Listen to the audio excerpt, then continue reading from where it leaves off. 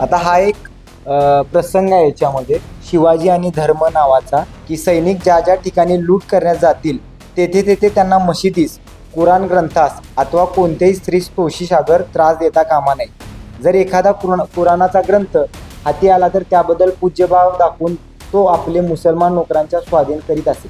केव्हाही हिंदू किंवा मुस्लिम स्त्रिया हाती सापडल्यास व त्यांचे रक्षण करण्यास कोणी जवळ नसल्यास त्यांचे नातलग त्यांची सुटका करण्यास येईपर्यंत शिवाजी स्वतः तिची काळजी करीत असे.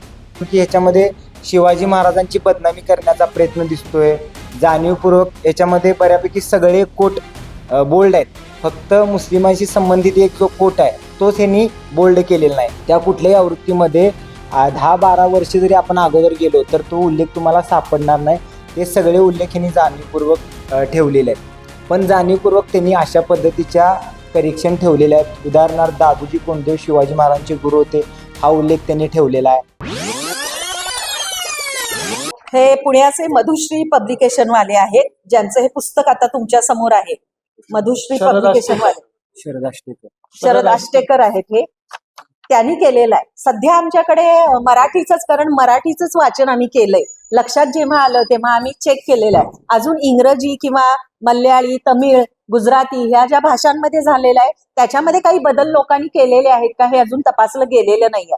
त्या लोकांनी ज्यांनी ट्रान्सलेशन केलेलं आहे त्या लोकांना ते कळवण्यात आलेलं आहे की तुम्ही सुद्धा बघा, कारण छापायचा परवाना जर दिला असेल तर असा खोडसाळपणा केला जाण्याची शक्यता आहे सर्व भाषांमध्ये. काही दिवसांमध्येच आपल्याला ते कळेल की इतर भाषांमध्ये झालंय का. सध्या आमच्याकडे मराठी भाषेमध्ये झालेला खोडसाळपणा लक्षात आलेला आहे आणि त्यावरती कार्यवाही करायचा निर्णय आम्ही घेतलेला आहे. हे प्रकार गेले काही वर्ष, म्हणजे मला असं वाटतं की एक 7-8 महिन्यापासून जास्त, जेव्हा पानसरे, आता जेव्हा प्रशांत आंबी आणि आमदार संजय गायकवाड यांच्याबद्दलचं जे सगळं घडलं त्यानंतर या पुस्तकाची मागणी वाढली, अचानक मागणी वाढली आणि पुस्तक जेव्हा अधिक प्रमाणात लोक प्रकाशित करायला लागले, यामागचा त्यांचा हेतू केवळ शिवाजी पोचवायचा होता सगळ्या पब्लिशनचा असा नाही, तर काही लोकांना पैसेही कमवायचे होते त्याच्यातून. त्यासाठीही अनेकांनी केलेला होता आणि तेव्हा आमच्या हे लक्षात आलं की आता असा खोडसाळपणा लोकांनी काय केलेला आहे, सुरू केलेला दिसतोय आणि म्हणून मग आता कार्यवाही करायचा आम्ही निर्णय घेतलेला आहे. सुरुवातीला कॉम्रेड गोविंद पानसरेंनी 88 साली जे पुस्तक तयार केलेलं होतं तेव्हाच्या पुस्तकामध्ये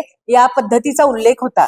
पण त्यानंतर मला असं वाटतं की इतिहासतज्ञ जयसिंगराव पवार, नंतर डॉक्टर अशोक चौसाळकर वगैरे या सर्वांनी जेव्हा या इंद्रजित सावंत इतिहासतज्ञ या सगळ्यांनी याचा जेव्हा अभ्यास केला तेव्हा लक्षात आलं त्यानंतर, कारण इतिहास ही एकदा इतिहास तयार झाला आणि थांबला असं नाही, ती वाहती प्रवृत्ती आहे. सातत्यानं त्याच्यामध्ये संशोधन होत असतं, बदल होत असतात, नव्यानं काही कळत असतं. त्यामुळं जेव्हा ते कळालं त्यानंतर त्याच्यामध्ये सांगून बदल केलेले आहेत आणि अगोदरच्या ज्या त्यांच्या छापलेल्या आवृत्त्या होत्या त्या आवृत्त्या बॅन केल्या होत्या त्यांनी स्वतःच आणि त्यानंतर बदल करून ती आवृत्ती छापली होती. जयसिंगराव पवारांची एक याला प्रस्तावना पण आहे. लोकवाङ्मयनं जे छापलेलं आहे त्याला बाबांच्या 75 झाली त्यानंतर त्याला जयसिंगराव पवारांनी स्वतःची प्रस्तावना पण जोडलेली आहे त्या संदर्भात. या निमित्तानं जेव्हा ही गोष्ट लक्षात आलेली आहे की हा सगळा गोंधळ सुरू आहे तेव्हा आम्ही सर्वांनी एकत्र बैठक घेऊन असं निर्णय घेतलेला आहे की अगदी सुरुवातीपासून लोकवाङ्मय गृहाचे प्रतिनिधी आले, ते आनंद मेनसे आहेत, बेळगावहून आलेले आहेत.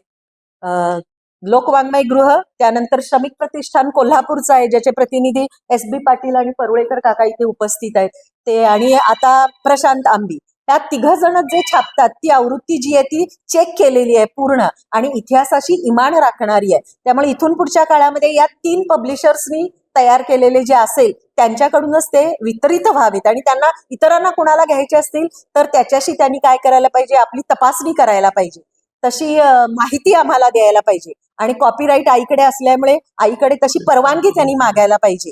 परवानगी मागणं आणि आपली कॉपी जी आहे ती कॉपी तपासून घेणं, अशा 2 गोष्टी केल्या तर इतर कुणाला ती छापण्याची त्यानंतर काय दिली जाईल, परवानगी दिली जाईल. तोपर्यंत हे 3 जे आहेत त्यांनीच ते पब्लिश करावं अशी आम्ही ठरवलेलं आहे. हो, कायदेशीर कारवाई करणार आहोत. आमचं तसं बोलणं सुरू आहे, काय करता येणं शक्य आहे म्हणूनच प्रेस कॉन्फरन्स गेली.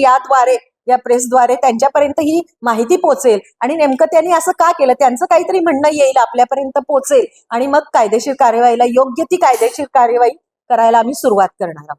त्याचं आव्हान केलं आम्ही. आता तुमच्या माध्यमातून सांगतो की ज्यांच्यामध्ये असं चुकीचं आहे, म्हणजे पानसरेंच्या आशयाशी संबंधित असणारं चुकीचं केलं असेल किंवा गाळलं असेल, नवं काहीतरी ऍड केलं असेल, अशा ज्या सगळ्या आवृत्त्या आहेत त्या सगळ्या आवृत्त्या बाजारातल्या त्यांनी परत घ्याव्यात.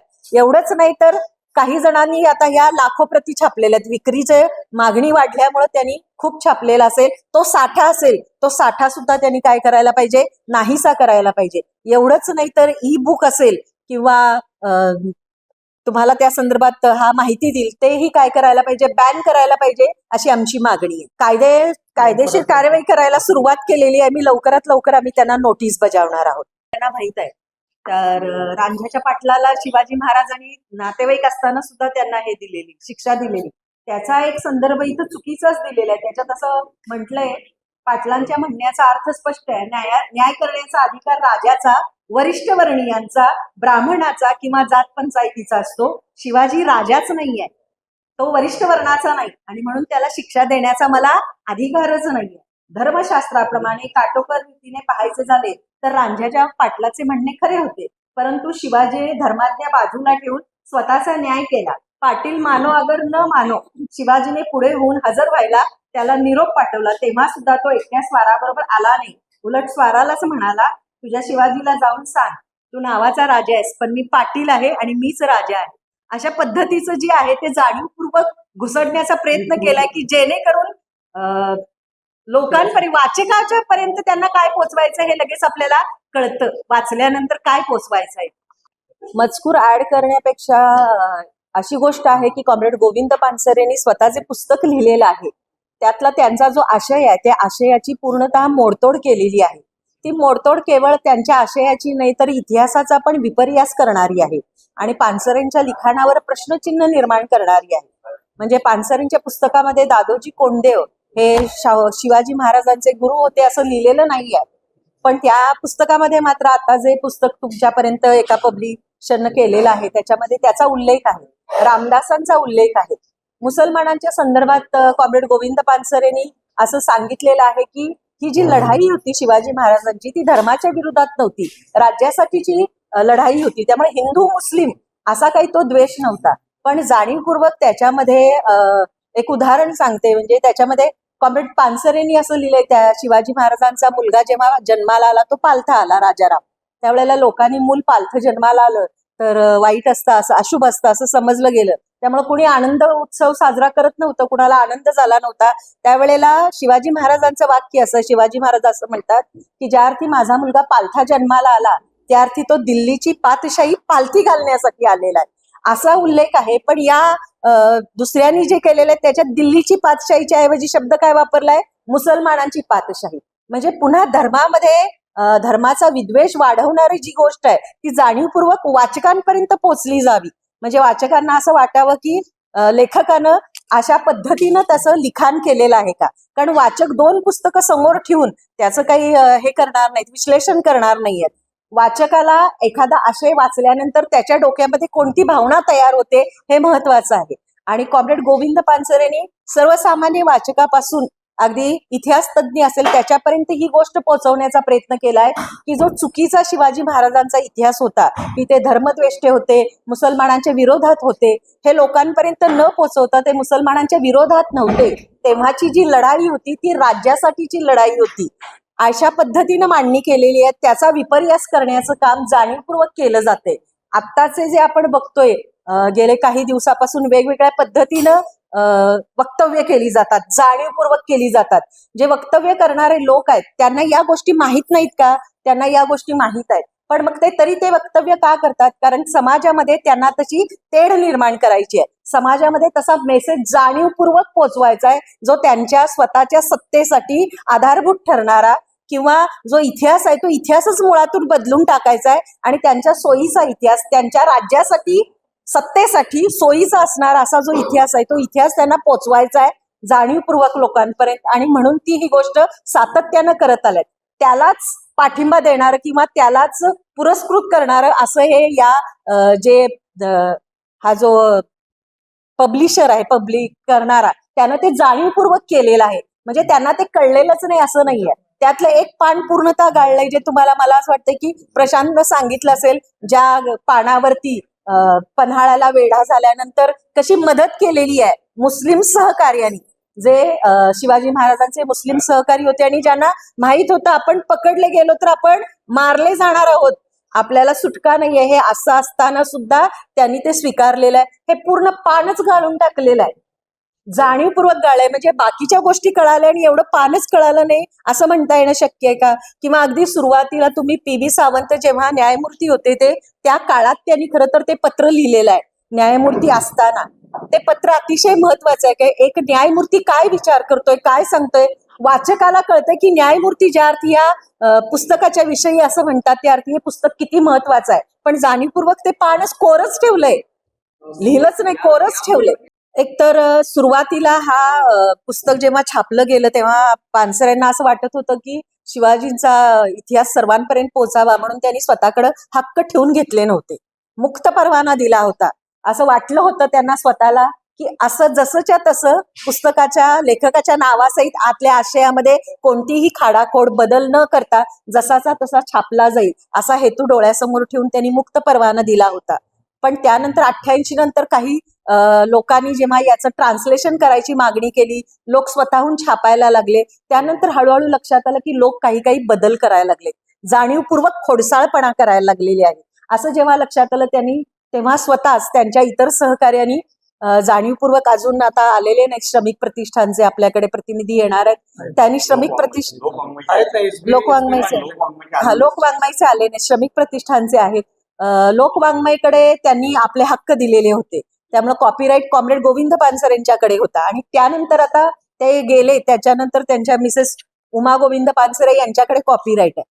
अनेक पब्लिशर्सनी, म्हणजे हे उदाहरणासाठी तुमच्या पुढे ते एक उदाहरण दिलंय, पण अनेक पब्लिशर असे आहेत की ज्यांनी आम्हाला कुणालाही न विचारता, म्हणजे आमच्याकडे कोणत्याही प्रकारची परवानगी न घेता ते छापलेलं आहे. यापूर्वीही छापत होते पण तेव्हा त्याच्यात काय केला नव्हता, खोडसाळपणा केला नव्हता. आता मात्र जाणीवपूर्वक असं लक्षात आलेलं आहे की अनेक जण याच्यामध्ये काय करायला लागलेत, खोडसाळपणा करायला लागलेली आहे. आणि म्हणून आता असं ठरवलेलं आहे की या सर्वांच्यावरती आम्ही कायदेशीर कारवाई करणार आहोत. ज्या कुणी आपल्या पुस्तकांमध्ये जाणीवपूर्वक इतिहासाचा विपर्यास करणारं किंवा तेढ निर्माण करणारं असं लिहिलेलं असेल, अशा सर्वांच्यावरती कायदेशीर कारवाई केली जाते. कसं आहे, कोणतंही पुस्तक ज्यावेळेला प्रकाशित करायचं असतं त्यावेळेला, आता समजा संविधान आहे, आता संविधान मार्केटमध्ये 106व्या अमेंडमेंट पर्यंत सुधारित आवृत्ती आहे आणि जरी तसा प्रयत्न करायचा असेल तर ती सुधारित आवृत्ती छापायला लागते. ह्यांनी जाणीवपूर्वक खूप अगोदरची जवळजवळ मला वाटते पानसरे हयात 2015 पर्यंत होते, तर 2006ची आवृत्ती मधला बराच भाग ह्याच्यामध्ये घेतलेला आहे. खरं तर ताईंनी सांगितल्याप्रमाणे इतिहास हा प्रवाही असतोय आणि पानसरेंनी जे नव्यानं संशोधन होत गेलं ते सगळं त्याच्यामध्ये ऍड केल्याने जुन्या ज्या सगळ्या आवृत्ती ऑटोमॅटिकच त्या बॅन होतात ज्यावेळेला नवीन काही एडिशन एखादा लेखक करतो. आणि हे जे त्यांनी केलेलं आहे, एवढी मोठी प्रकाशन संस्था आहे तर त्यांना हे माहिती आहे, पण जाणीवपूर्वक त्यांनी अशा पद्धतीच्या करेक्शन ठेवलेल्या आहेत. उदाहरणार्थ दादोजी कोंडदेव शिवाजी महाराजांचे गुरु होते हा उल्लेख त्यांनी ठेवलेला आहे. त्याच्यानंतर पानच्या पान गाळलेला आहे आणि अनेक पानं याच्यामध्ये ऍड केलेली आहेत. 8-8, 10-10 ओळी ज्या आत्ताच्या अलीकडच्या कुठल्याही प्रकाशनाच्या आवृत्तीमध्ये, म्हणजे ज्या 3 प्रकाशन संस्था हे पुस्तक छापतात त्या कुठल्याही आवृत्तीमध्ये 10-12 वर्ष जरी आपण अगोदर गेलो तर तो उल्लेख तुम्हाला सापडणार नाही. ते सगळे उल्लेख यांनी जाणीवपूर्वक ठेवलेले आहेत. त्याच्यानंतर ह्याच्यामध्ये तो जो महत्वाचा यांचा वीर शिवा काशीदांचा जो प्रसंग आहे पानसरेंचा, आज सुद्धा ते भाषण खूप मोठ्या प्रमाणामध्ये व्हायरल होतंय. तो जाणीवपूर्वक ह्याच्यामध्ये प्रसंग त्यांनी गाळलेला आहे. आणि अजून एक ह्याच्यामध्ये म्हणजे एक छोटं करेक्शन पण किती वाईट असतं त्याचं एक उदाहरण तुम्हाला मी सांगतो. आता हा एक प्रसंग आहे याच्यामध्ये, शिवाजी आणि धर्म नावाचा. तर याच्यामध्ये पानसरेंनी असं लिहिलेलं आहे, शिवाजीने सैनिकांकरता असा सक्त नियम केला होता की सैनिक ज्या ठिकाणी लूट करण्यास जातील तेथे त्यांना मशिदीस, कुराण ग्रंथास अथवा कोणत्याही स्त्रीस तोशिशागर त्रास देता कामा नये. जर एखादा कुराणाचा ग्रंथ हाती आला तर त्याबद्दल पूज्यभाव दाखवून तो आपले मुसलमान नोकरांच्या स्वाधीन करीत असे. केव्हाही हिंदू किंवा मुस्लिम स्त्रिया हाती सापडल्यास व त्यांचे रक्षण करण्यास कोणी जवळ नसल्यास त्यांचे नातलग त्यांची सुटका करण्यास येईपर्यंत शिवाजी स्वतः तिची काळजी करीत असे. असा उल्लेख याच्यामध्ये केलाय. मुळात तसा उल्लेख नाहीये. हे तिची काळजी करत असे ह्या जागी पानसरेंनी असं म्हणले की त्यांची काळजी करत असे, म्हणजे अनेकांना उद्देशून त्यांनी म्हटलेलं आहे. मग एवढी मोठी चूक करण्याचं काय कारण आहे? असे अनेक करेक्शन याच्यामध्ये असं वाटतं की जाणीवपूर्वक ठेवलेले आहेत. मी हे सगळं ह्याच्यामध्ये बऱ्यापैकी लिहिलेलं आहे. तुम्हाला ते ज्यावेळेला तुम्ही करेक्शन तपासाल त्यावेळेला तुमच्या लक्षात येईल. आता प्रेस कॉन्फरन्स घेण्याचं कारण असं आहे की आम्ही खरं तर आम्ही ज्यावेळेला बैठक घेतली त्यावेळेला अशी चर्चा आमची झाली होती की अगोदर आपण कायदेशीर नोटीस त्यांना पाठवू, पण त्याला एक वेळ लागतो. जवळजवळ आता आम्ही 3-4 दिवस वकिलांच्या संपर्कामध्ये आहे. जवळजवळ ड्राफ्ट आता फायनल होत आलाय. पण आम्हाला लक्षात असं येते की लाखोंच्या संख्येमध्ये त्यांनी कॉपी छापल्यामुळे ते खूप स्पीडनं लोक विकत घेतात आणि लोक ह्याच्यापासून अनभिज्ञ नाहीत. आणि आम्ही पण आजच आम्हाला परवा हा विषय कळला आणि परवा ह्यासाठी सांगितला नाही की आम्ही अगोदर कायदेशीर नोटीस त्यांना पाठवणार होतो, पण खूप वेळ होईल.